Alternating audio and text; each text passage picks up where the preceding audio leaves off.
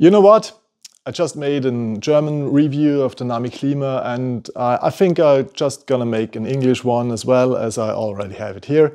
And I tried to give my best honest opinion about it, what I like, what is not perfect. There's not so much I don't like, but some things that could be better. And to give you an impression, is this the scooter for you or is it not? Yeah? Let's start right away with what is the big selling points of the NAMI Klima. I think the most important one, and many people may see it a little bit different, but the most important for me is the comfort. Yeah? It is a little Burn E in a sense that it's just as comfortable as the Burn E would be. My Burn E has PMT tires, the NAMI Klima here only has the CST, and the tires also make a little bit of a difference. So in this case I would prefer the Burn E, but it's just really, really close at a lot less weight, and it's just not as expensive. So it may be just a little bit more interesting to have the Klima instead of the Burn E if you have to lift it somewhere or whatever. Yeah. It's not really portable, so if you're in to have something that you can carry up or down 3 flights of stairs every day, I live in the 3rd floor, so that's my case, yeah. It's not gonna be a favorite, it's just too heavy, it's not that good to lift, yeah. Here is not really much space, you can just lift it, but it's okay for 1 or 2 flights of stairs, but for 3, I wouldn't use it, yeah. It has this great comfort, it has great power.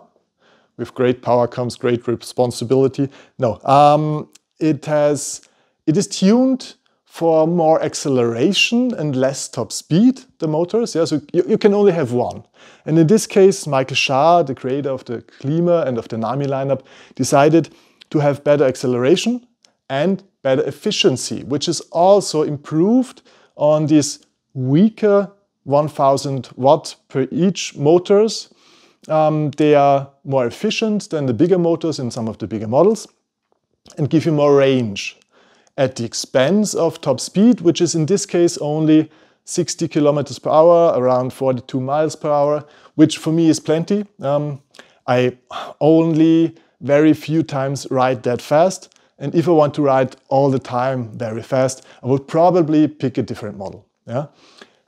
It's still great, it doesn't wobble up to this speed of this 42 miles or 60 kilometers per hour, but you feel that it is a little bit more nervous. It's easy to steer, yeah, so you have to hold tight, and it doesn't have a steering damper, it doesn't come with its standard.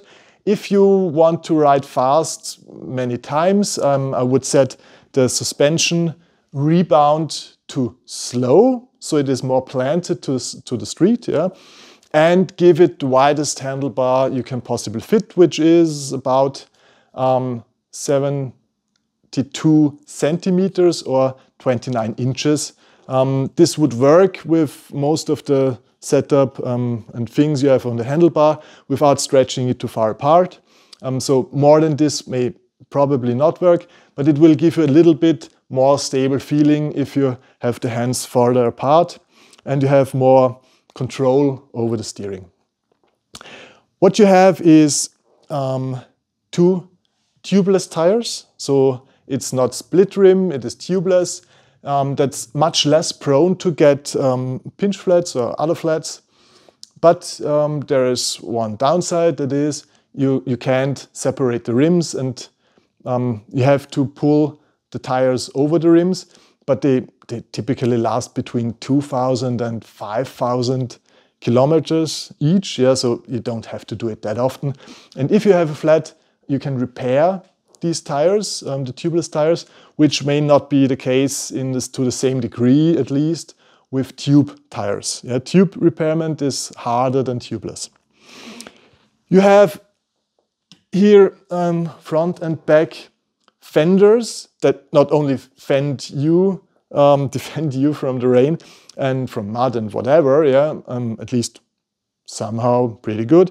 They also fend off water and dirt from the suspension, which is, in my opinion, really important, as hydraulic suspension is pretty delicate and you don't want it to be full of dirt all the time, otherwise it may leak very soon. It has this spring-loaded cap on the charging port. It only has one charging port. That's a little bit of a downside, in my opinion. I would have preferred 2 charging ports so that I can use 2 slower chargers. It comes with one big, fast charger, 60 volt, 5 amp, and it charges the battery in 5 to 6 hours, around that. Assuming it's not actually dead, you would have a little bit more time, but 5 to 6 hours is okay. The only downside with this is that the fast charger has a fan in it and it's not really silent. You hear it. You have here the new cluster of switches. It has a light in it, so it actually lights on. The old ones didn't do that. You see, if you have the front light or the turn light activated, you see it on the display and you see it on the light cluster. It doesn't blink, it just lights up, which is fine by me. The horn is a motorcycle horn, which is good against cars. It's really, really loud. It's not good against cyclists or pedestrians because you will scare them to death. It's really, really loud.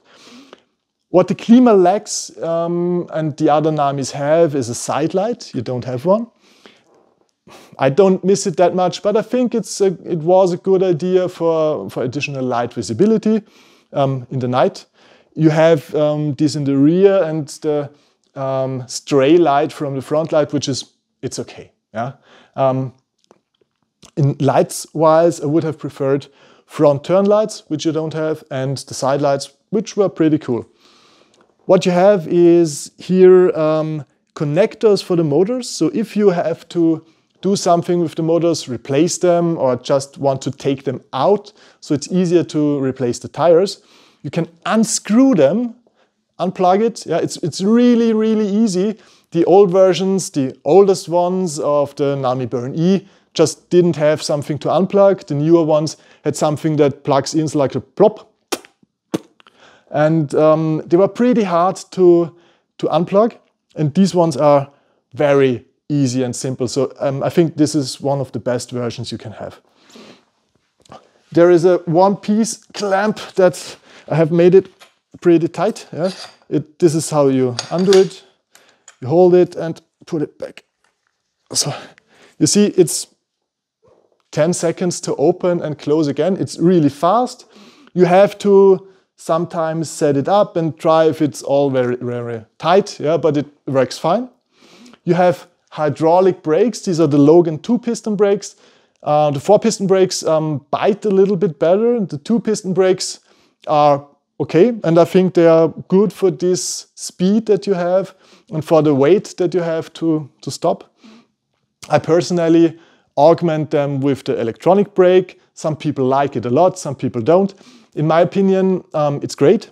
I like the regenerative brake very much. I use it at the highest setting, and in this case maybe setting 4 or 5 is enough to take out the speed, to stop if you have a little bit of time, and if you don't have the time, just pull the brakes and engage the hydraulic brake. And if you have the time, just pull it a little bit, slightly, the lever. The electronic brake will activate and will slowly stop you depending on the setting that you choose to have. It also has a built-in headlight that has a little bit wider beam. I would like it a little bit more focused in terms of not as wide, but with more throw to the distance. But it's okay. It's usable. It's better than many headlights. It doesn't blind the oncoming traffic too much, so that's also great. Others have very bright headlights that just blind everyone in front of you, which is not very safe and not very polite on the other side. The throttle is the typical NAMI thumb throttle that goes sideways. I personally prefer a finger throttle. I've been a finger throttle type for years. In this case, we have tested a different thumb throttle. You can just unplug the one you have and get any other one if you like something else. what I've heard from many people is that if they use the stock thumb throttle and use it for some time, they get just used to it and it's fine. For me, I didn't use it that much. I didn't get used to it. I replace it all the time with any NAMI that I come across. So yeah. What we also have is a very beefy kickstand. This one's great. The Klima, I can't show it here because it would scratch my floor, which I don't want. But it stands pretty solid, a little bit leaned in. It doesn't tip over to any side. That's about what you can expect. The kickstand, it doesn't break, it doesn't bend. Yeah, what a kickstand should be. It's purpose designed for this specific scooter, so the Burn E and the Blast each have a little bit longer or a shorter one. So this Klima version works pretty well. You have these Nutcaps here, which are screw-on type, and they have a bolt inside that bolts it to the axle of the motors, which is great. They don't fall off.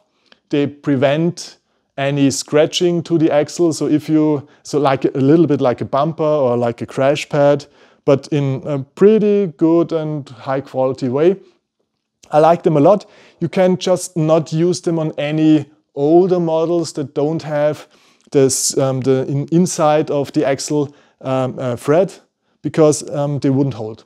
So you need the new versions of motors like you have here in the Klima that are prepared to use these pads or covers. Yeah, that's pretty much it. You have a very comfortable, very powerful, waterproof and extremely adaptive scooter that can be just what you need. The only thing that you don't want to be is too extremely heavy, because then the suspension would just bottom out and you can't adjust it for very heavy people. It's only for light, middle and a little bit heavy people. So I would say up to about 100 kilogram, 120 maybe, but you may want to change the suspension springs to different ones in this case.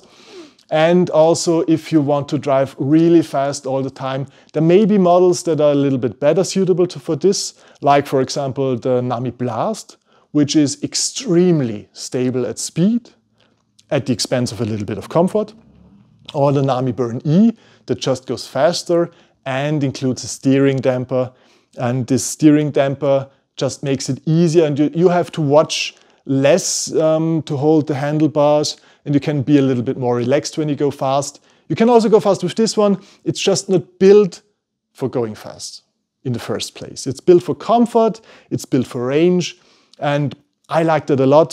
For me, it's one of my favorite scooters overall, one that I actually wanted years ago already. Now I have the whole lineups and I can change between them, but it always has a special place in my heart. For my wife, for example, it's the absolute favorite because she doesn't want to go that fast. She doesn't need the power of the bigger models. And overall, I think it's the best compromise. Yeah? If you have to lift it, bring it somewhere, if you don't want to spend extreme money, then this has everything. And it will probably last a lot longer than many other models. It has this velvet frame. It doesn't depend on a lot of screws that hold things together. Most of the screws are on cosmetic parts like the fenders or so. Yeah? So if something loosens, you will lose a fender, but you won't lose a part of the kickstand or whatever and it breaks and you fall. Yeah? This won't happen. So great scooter. I hope you like it. I hope you have the possibility to check it out in some local store and ride it. It's absolutely awesome. Bye.